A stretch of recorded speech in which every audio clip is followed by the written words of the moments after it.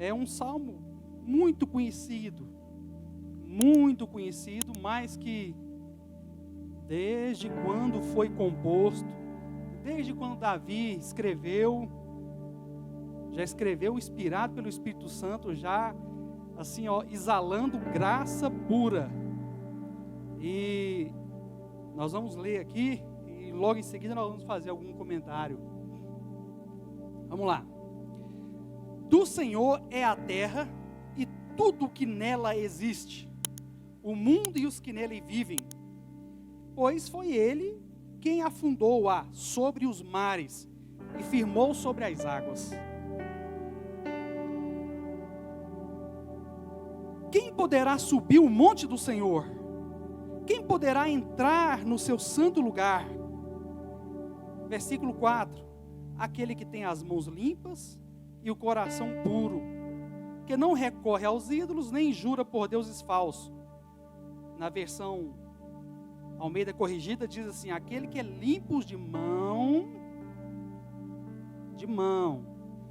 já é bacana, mas limpo, puro de coração, não é só as mãos não, coração, é exterior e interior, que não entrega sua alma à vaidade, nem jura enganosamente. Versículo 5, ele receberá bênçãos do Senhor, e Deus, o seu Salvador, lhe fará justiça. Versículo 6, são assim aqueles que o buscam, a tua face, ó Deus de Jacó. Amém? Amém, irmãos? Oh, amém, glória a Deus, aleluia. Eu vou compartilhar aqui uma breve reflexão sobre esse salmo, e que na verdade, o nosso tema da palavra é maravilhosa graça. Tem alguma coisa mais preciosa para você do que a graça do Senhor Jesus? Tem? Você consegue comprar? Você consegue a graça de Deus em alguma farmácia, em algum supermercado, na Amazon, na internet, no e-commerce, né? No Walmart? Está lá uma pílula, graça de Jesus, toma e pronto, está resolvido. Não, né? Porque a graça de Jesus é um negócio que custou muito caro. É muito caro. Dinheiro nenhum compra. Dinheiro nenhum é capaz de pagar e de comprar a maravilhosa graça do Senhor Jesus Cristo. E eu pediria uma paciência dos irmãos. Eu vou falar pouco, tá? Pode ficar tranquilo que hoje eu estou extremamente, muito rigoroso comigo mesmo. Fica tranquilo. Então, tudo que eu falar aqui de início, primeiro, espere até chegar ao fim, até o contexto concluir. Não tire conclusões precipitadas. Espere a conclusão. Na conclusão, aí você emite o seu parecer. Amém? Então vamos nessa toada então. Eu gosto muito desse salmo, porque é um salmo que ele desafia a gente. É um salmo desafiador. Ele começa com uma assertiva, né, poderosa. Do Senhor é a terra e tudo que nela há. A terra, pois o que acontece? Foi Deus que a criou, Deus que a formou sobre os mares. Já por aí, já cada um fica quietinho no seu lugar. Você está mexendo com Deus, que criou os céus e a terra, o Todo-Poderoso. O máximo que nós podemos é brincar no quintal, amém? Deus é poderoso, santo, justo. Mas aí fala que Ele criou, e tudo é dele. Tudo é dele.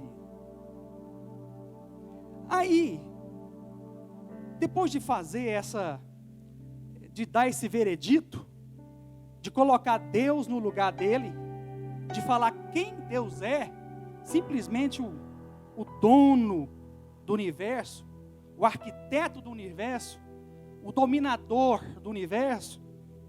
A Bíblia, ela pega e faz uma reflexão, faz uma pergunta, que é a pergunta: quem poderá subir o monte do Senhor? Quem poderá entrar no seu lugar santo, ou no santo lugar? Quem? Versículo 4 responde: aquele que tem as mãos limpas e o coração puro, que não recorre aos ídolos, nem jura por deuses falsos, né? E aí, se a Bíblia, se a versão que você tem da Bíblia tivesse perdido, tivesse chegado na sua mão só esses 4 versículos, aconteceu alguma coisa aí, você perdeu a Bíblia. A única coisa que você tem é esses 4 versículos aí. Quem poderá subir o monte do Senhor? Quem poderá chegar? Quem poderá entrar no seu santo lugar? E aí, o último versículo que tivesse na sua Bíblia seria: aquele que tem as mãos limpas e o coração puro, que não recorre aos ídolos, nem jura por deuses falsos. Se a sua Bíblia terminasse aí, a pergunta que eu te faço é: qual seria a sua resposta? Qual seria a nossa resposta? A gente bateria no peito e falaria: I am. Como é que o Barack Obama falou lá? Eu posso. Como é que é o inglês dele lá? Yes, we can. Oh, Jesus, yes, you can.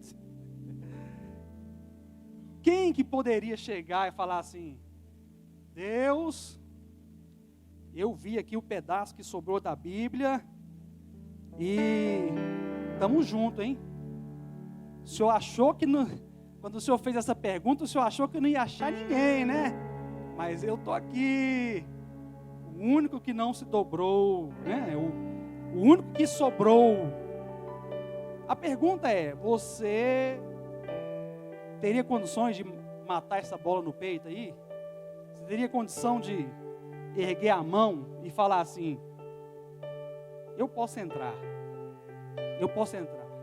eu atendo a todos esses requisitos, esses requisitos aí, eu atendo. O senhor achou que não ia achar ninguém, né? Enganou. Eu sou o cara. Eu vou te dar aqui um argumento humano para a gente começar a refletir sobre essa pergunta e sobre a resposta, e se você se encaixa nesse padrão.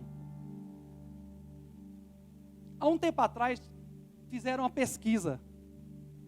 A pesquisa era: quantas palavras o homem e a mulher falam durante o dia?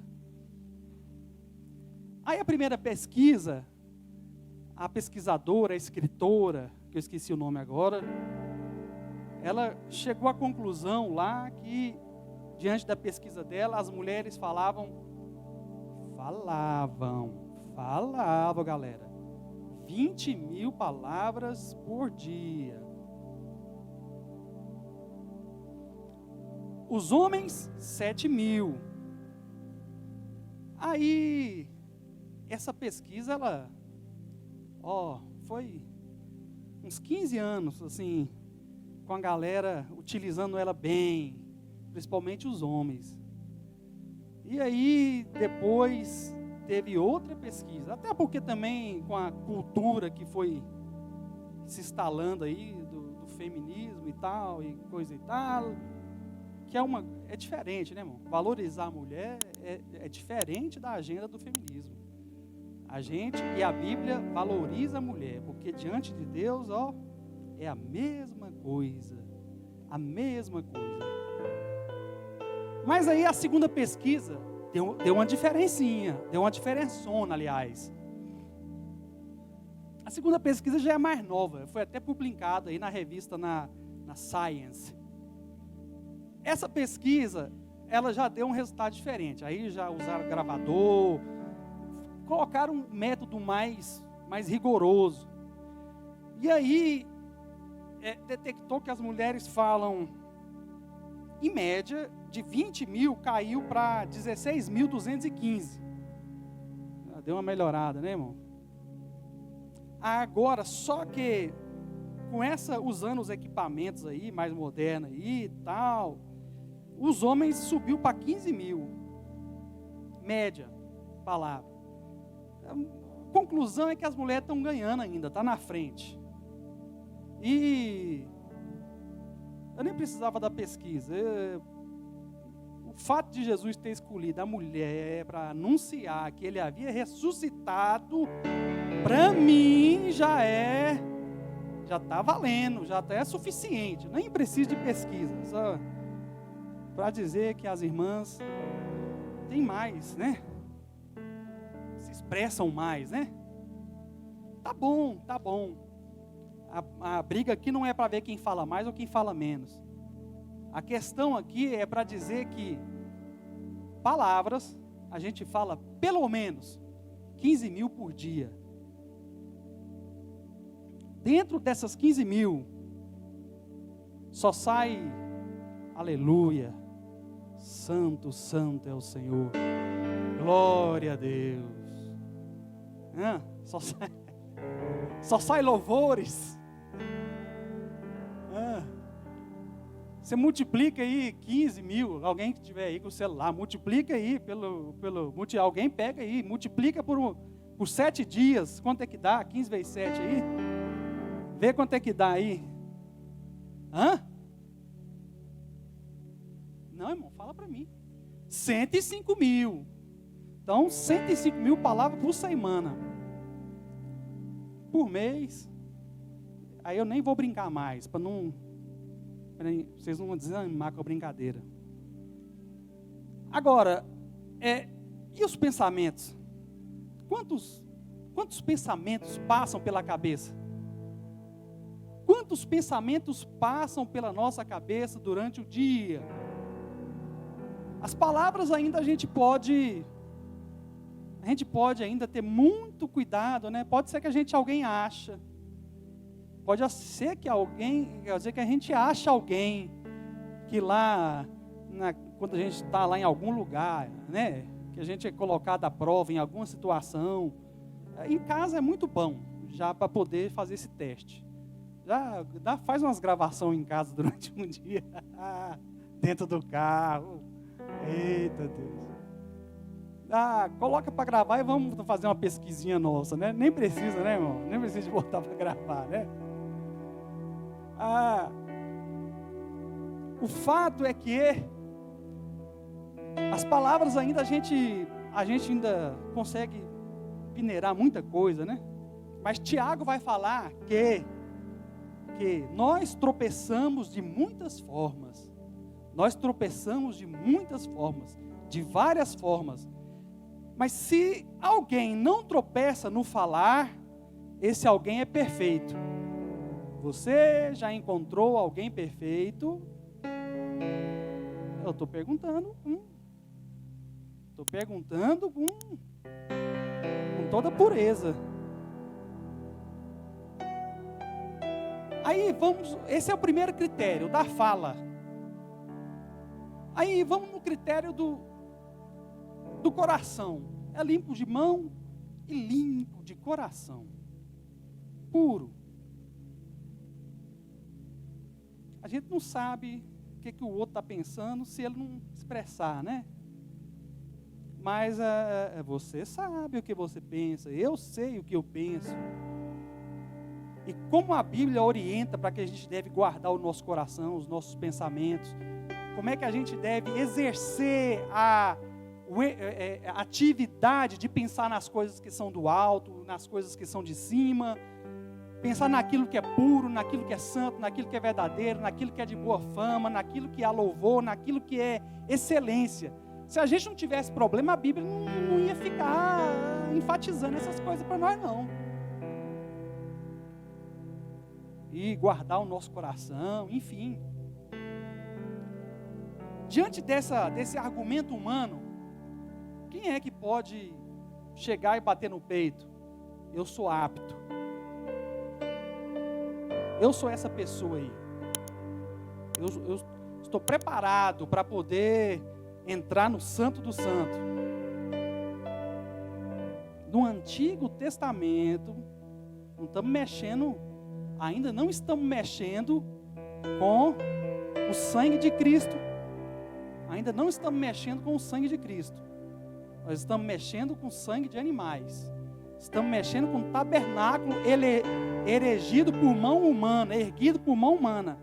O sacerdote, para entrar no Santo do Santo, teria que cumprir uma série de requisitos que quem está lendo os amigos da Bíblia aí, agora, número, né, tal, Levítico aí, já está sabendo mais ou menos aí quantos requisitos era necessário. E depois de oferecer, de matar, de alguém pagar, depois de alguém pagar pela culpa do sacerdote, para justificar, desviar a ira de Deus sobre o sacerdote, ele poderia entrar. Mas aí era quem poderia entrar no Santo dos Santos? Somente o sacerdote. Se entrasse outra pessoa lá no Santo do Santo, era morto na hora. Morto na hora. Eu vou te dar agora alguns argumentos bíblicos para que você continue aí a refletir. Quando eu falo você continue a refletir, porque, irmão, eu já refleti muito, viu? Muito. Muito? Foi muito. Olha só. Te dei argumentos humanos. Agora eu vou te dar argumentos bíblicos. Para a gente refletir sobre a nossa capacidade de estar no Santo do Santo, de adentrar no lugar santo. 1 João, capítulo 1, versículo 8, diz assim: se dissermos que não temos pecado, enganamo-nos a nós mesmos e não há verdade em nós. Agora eu estou te dando Bíblia. João 1,10: se dissermos que não pecamos, fazemo-lo mentiroso e a sua palavra não está em nós. Isaías 65, final do versículo 5, diz assim: como então seremos salvos? O versículo 6 diz assim: somos como o impuro, todos nós, todos os nossos atos de justiça são como trapo imundo.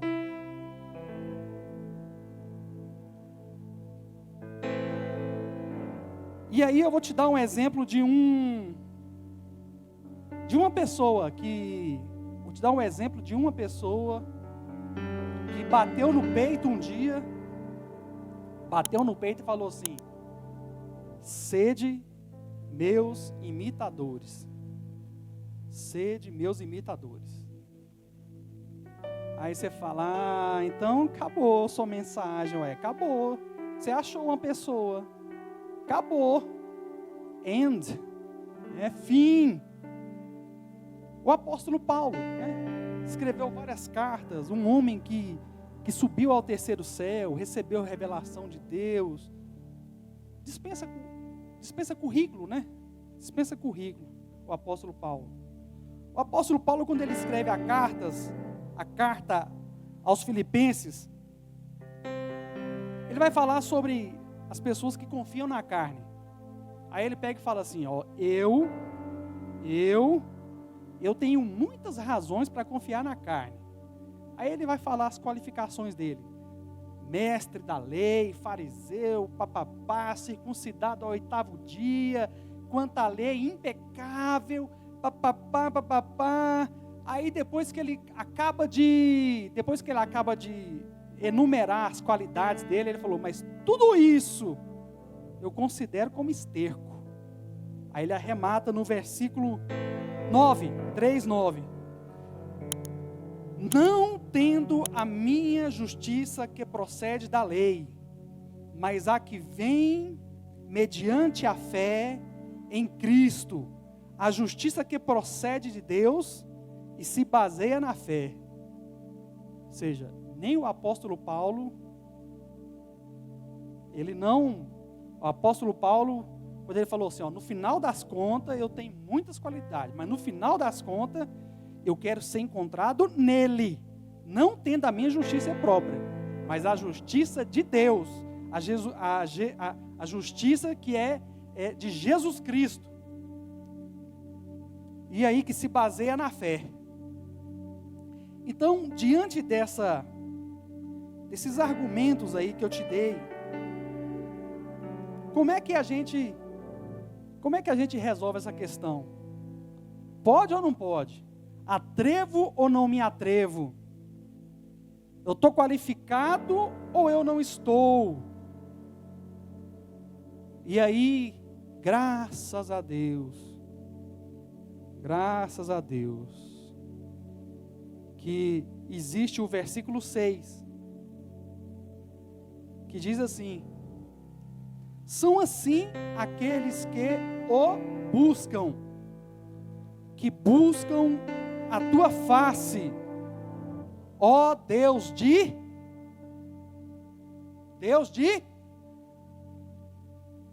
Jacó. Ficou melhor, né, irmão, agora, né? O salmo agora deu uma aliviada para nós, né? Quem que pode entrar? Quem que pode entrar? Você já viu que pelo primeiro critério, o critério do versículo 4, pelo critério do versículo 4, a gente não encontrou ninguém, né? Mas aí o salmo muda. O salmo diz que aqueles que buscam a face do Deus de Jacó, esses podem entrar também. A gente viu o apóstolo Paulo, né? Sede meus imitadores. E o Jacó, a gente pode imitar? O Jacó, aqui a Bíblia está falando aqui que não pode enganar, né? Não pode, né? Ter nenhum, tem que ser puro de coração, né? E quando você pega o histórico de Jacó, tem uns negocinhos errados lá. Como é que o Jacó está apto? Como é que esse Deus puro, esse Deus santo, esse Deus que a Bíblia enfatiza, que Ele é, você não vai achar na Bíblia lugar nenhum, que Deus é amor, amor, amor. Deus é misericordioso, misericordioso, misericordioso. Você não vai encontrar, mas você vai encontrar na Bíblia que Deus é santo, santo, santo.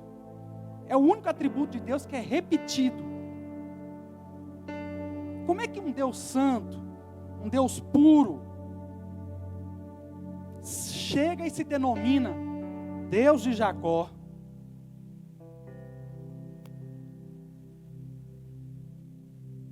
A resposta é, por causa de quê? Da maravilhosa graça de Deus. O apóstolo Paulo, quando escreve aos Romanos, ele diz que do início ao fim,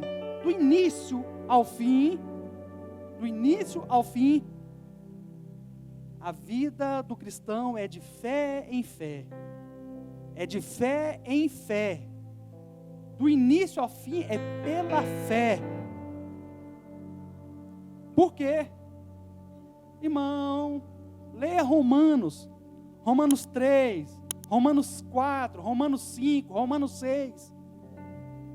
A lei foi dada e ninguém nunca conseguiu cumprir integralmente a lei de Deus. Ninguém nunca conseguiu cumprir integralmente a lei de Deus. embora a gente cumpre muitas aí, o Tiago vem e ainda dá uma apertada no negócio, né? Porque você lembra do jovem rico? Bom mestre, o que farei para herdar a vida eterna? Jesus falou: obedeça os mandamentos. Não matarás, não adulterarás, não papapá. Ele falou: isso aí eu faço tudo. Amarás o teu próximo. Aí o rapaz respondeu na hora: isso aí eu faço tudo, desde a minha mocidade. Aí Jesus falou, né? Bom, então tá bom. Se você quiser ser perfeito, então vamos fazer o seguinte: vende tudo, dá aos pobres e me segue. E aí a Bíblia diz que o jovem ficou triste na hora. E aí Jesus, né? Assim, coloca ele do avesso, né? Qual o mandamento que o jovem não cumpria? Simplesmente o primeiro, né? Amar a Deus sobre todas as coisas. O resto ele fazia tudo. Mas ele nem percebeu que o primeirinho, que é amar a Deus sobre todas as coisas, ele ficou aí no primeiro. Ficou no primeiro. Então, a lei serve para uma coisa.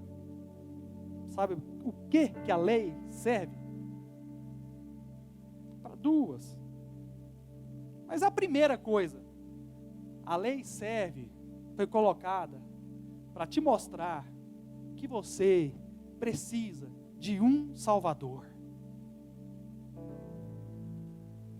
Você precisa de Jesus Cristo para te salvar. Você precisa de alguém puro, que satisfaça a justiça de Deus. Quem é esse que satisfaz a justiça de Deus? Quem é esse que veio ao mundo, do início ao fim, nunca cometeu um pecado? Quem? Você precisa de Jesus Cristo. Ninguém consegue se salvar. Isaías, quando viu a glória de Deus, o Isaías, profeta messiânico, quando viu a glória de Deus, ele ele, né, ficou espantado, ficou desesperado, com medo de ser fulminado pela glória de Deus. Qual foi a primeira coisa que ele percebeu? Qual foi a primeira coisa que Isaías percebeu?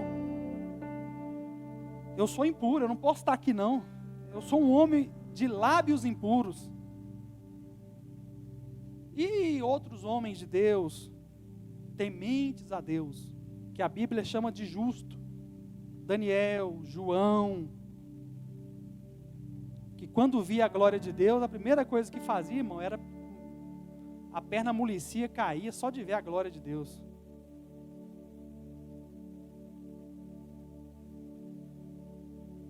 Eu quero partir para a conclusão e dizer que hoje nós estamos aqui diante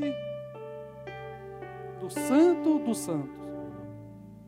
A Bíblia diz que quando Jesus veio, pagou a conta, morreu por mim, por você, morreu pelo mundo. A Bíblia diz que o véu do templo foi rasgado de alto a baixo. O véu do templo era o lugar que separava o santo do santo do átrio, onde somente o sacerdote poderia entrar. Quando Jesus pagou a conta, que morreu, sobre Jesus, que era santo, foi imputado sobre Jesus o meu pecado, o seu pecado, os nossos pecados. Quando Jesus pagou a conta, o véu se rasgou de alto a baixo, porque agora nós temos um sacerdote que está à direita de Deus, e que além de ter pagado a conta, a Bíblia diz que ele continua, a Bíblia diz que ele continua intercedendo por nós. Não, é para dar uma glória a Deus, mas se fosse deixar na sua mão, você não podia estar aqui não, irmão. Você está aqui hoje aqui porque Jesus pagou a conta e continua sentado à destra de Deus, intercedendo, cuidando, né, vigiando, intercedendo por nós, para que Deus nos mantenha firme. Agora, pode ser que alguém ficou aliviado, e é para ficar mesmo, essa é a graça de Deus, é escandalosa, é difícil de entender, é difícil, até a pessoa de Deus saber o que é graça,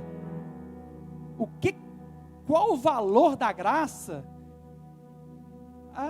depois que entende, é para ficar alegre mesmo, para ficar feliz. Agora, a sua felicidade, ela não pode jamais se confundir com liberalidade. Alguém já pagou a conta, está pago.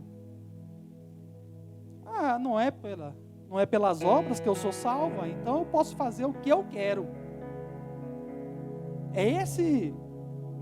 Talvez aqui não tenha ninguém com esse pensamento, mas o que tem aí, e principalmente na internet, o que tem aí é isso, a graça é mesmo, escandalosa mesmo, mas não foi de graça, custou o sangue precioso de Jesus, custou o sangue de Jesus. Você tem noção do que você está fazendo aqui hoje? Você tem noção do que você vai tomar aqui hoje? Você tem noção do que isso aqui representa? Isso aqui não representa a morte de um homem, não. Isso aqui representa a morte do Filho de Deus. Então foi por um alto preço que fostes comprado. Amém? Então vamos só dar o significado. Vamos dar só o significado. Vamos fechar aqui o raciocínio aqui. Vamos fechar o raciocínio da graça. Para não... Aí volta lá na ponderação que eu fiz lá no início, né? Espera a conclusão primeiro, para não cantar a vitória antes da hora, assim, né? Então jamais confunda graça como sendo algo que é te dado para você ser livre. A graça, quando ela vem sobre você, quando ela atua na sua vida, Deus te dá um pacotão de bênçãos. Deus te dá um pacotão de bênçãos. Deus te dá um combo. Aí o combo tem o perdão dos pecados, a justificação, o acesso ao trono da graça. Aí, você sabe o que é um dos pacotes também da graça? O arrependimento. Você sabe o que é um dos pacotes que tem no combo da graça? O temor do Senhor. Você sabe qual é um dos pacotes que tem na graça? O Espírito Santo é selado nos filhos de Deus. Para quê? Para te dar o discernimento que você, quando não tinha o Espírito, não tinha. E estava aí morto, não é isso que Efésios fala? Vocês estavam mortos em seus delitos e pecados. Ali, Efésios 2 é o raio-x do ser humano em qualquer época da humanidade. Ali está o raio-x, a sua fotografia, se o Espírito Santo, se a graça de Deus não tivesse atuado na sua vida. Você estava morto nos seus delitos e pecados. Então, arrependimento, temor, graça, são bênçãos que a graça de Deus concede para nós. E aí vamos lá para Tito capítulo 2, versículo 11. Versículo 11. Que continue. Que a graça de Deus seja anunciada. É isso mesmo. A graça de Deus é escandalosa. E por isso que nós temos que chegar aqui, como diz o Salmo 100. entrando pelas portas com cântico, com alegria, batendo palma, porque a situação nossa era feia, se a graça de Deus não fosse disponibilizada para a gente. Mas agora, para nós entender e concluir a mensagem, vamos aqui ter o entendimento correto do que é graça. Olha o que diz. Título, capítulo 2, versículo 11. Porque a graça de Deus se manifestou salvadora a todos os homens. Amém. A graça de Deus salva. Amém. Mas aí, o que mais ela faz? Ela nos ensina a renunciar à impiedade e às paixões mundanas e a viver de maneira sensata, justa e piedosa aonde? No céu? Aqui. É aqui. A salvação não é lá no céu, não. Céu é glorificação. Céu é glorificação. A salvação é aqui. E Ele salvará o seu povo dos seus pecados. Então, quando Jesus te salva, você estava morto nos seus delitos e pecado. Quando Ele te salva para quê? Para se tornar um filho dele, a imagem dele. Em todos os versículos que a Bíblia fala sobre predestinação, eleição, todos, pode pegar. Efésios 1, 1 Pedro 1, ou é 2 Pedro 1, Romanos 8, todos eles vai falar que Deus predestinou, elegeu para ser santos, irrepreensíveis. Então, santidade, boas obras, não são a causa. Ninguém pode chegar diante de Deus e falar: eis-me aqui. Quando o Senhor fez a pergunta, o Senhor achou que não teria ninguém, né? Se enganou, eu sou o cara. Não há nada, irmão, que você faça. Não há nada que você faça.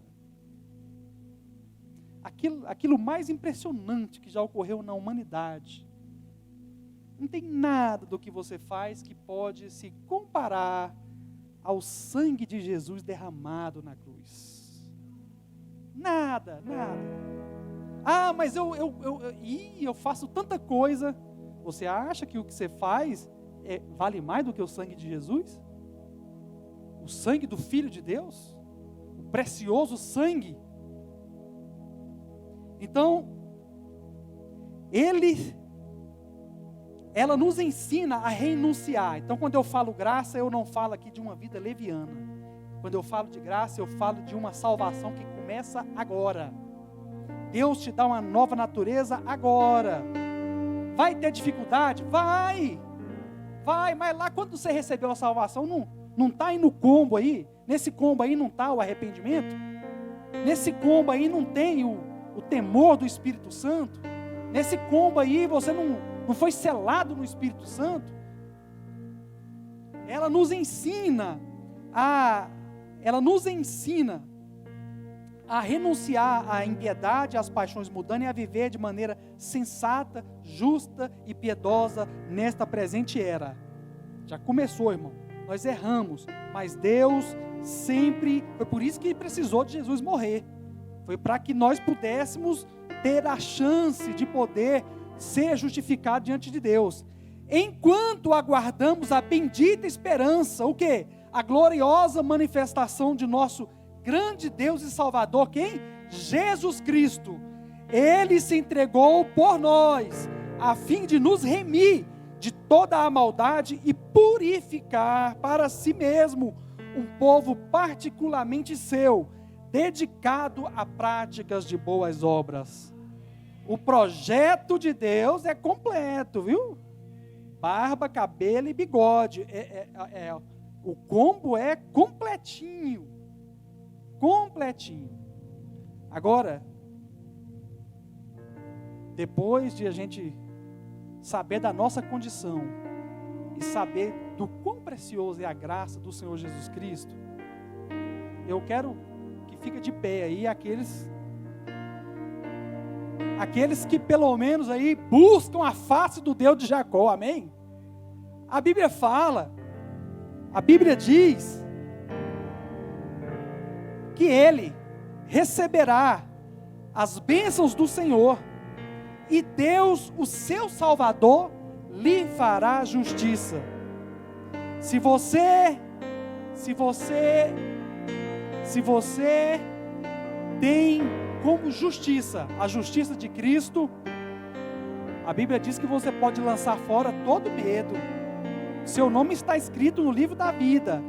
Eu já falei aqui uma vez, eu vou repetir, porque para mim é uma das coisas da Bíblia que eu mais gosto. Eu gosto muito quando a Bíblia fala sobre salvação. Jesus salvou, Jesus salva, Jesus cura. Mas quando a Bíblia fala, Jesus comprou, quando fala que Jesus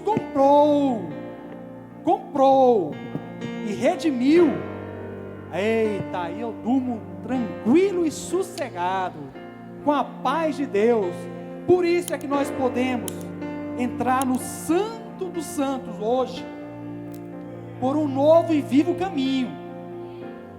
Então hoje, irmão, aqui é dia de celebrar, é dia de celebrar a maravilhosa graça de Deus, a escandalosa graça de Deus. É por causa dela que nós nos encontramos aqui. Qual é a atitude que nós devemos ter hoje diante desse corpo, o corpo de Jesus Cristo que foi dilacerado, o sangue de Jesus que foi vertido? Qual é a atitude que nós devemos ter diante dessa cerimônia da Santa Ceia do Senhor? Você viu que a gente não teria chance nenhuma, né? Então, entra no Santo do Santo, sabe? Aspergido pelo sangue de Jesus Cristo.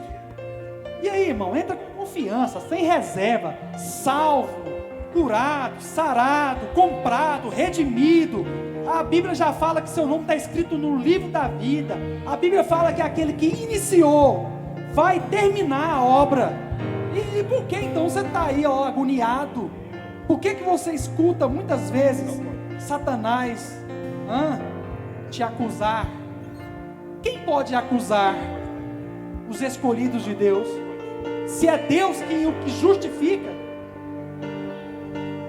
Em todas as coisas somos mais do que vencedores. Em quem? Amém. Glória a Deus. Se Deus merece o louvor, a honra e a glória, adore ao Senhor.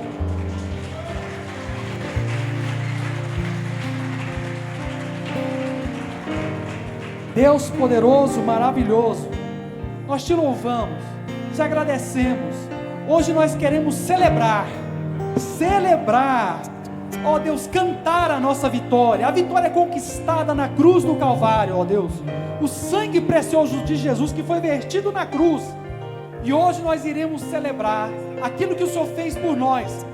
Senhor, nós te pedimos, ó Deus, que o Senhor venha, ó Deus, nos dar uma consciência pura, uma consciência santa, um caráter puro, um caráter santo, um caráter que representa, ó Deus, a glória do Senhor, que representa o caráter do Senhor, ó Deus, em nome do Senhor Jesus Cristo, que o Senhor possa aqui hoje derramar nos corações a alegria da salvação, ó Deus, a alegria da salvação, que a alegria do Senhor possa contagiar o teu povo, para que eles possam celebrar com alegria, ó Deus, em nome de Jesus, amém, glória a Deus.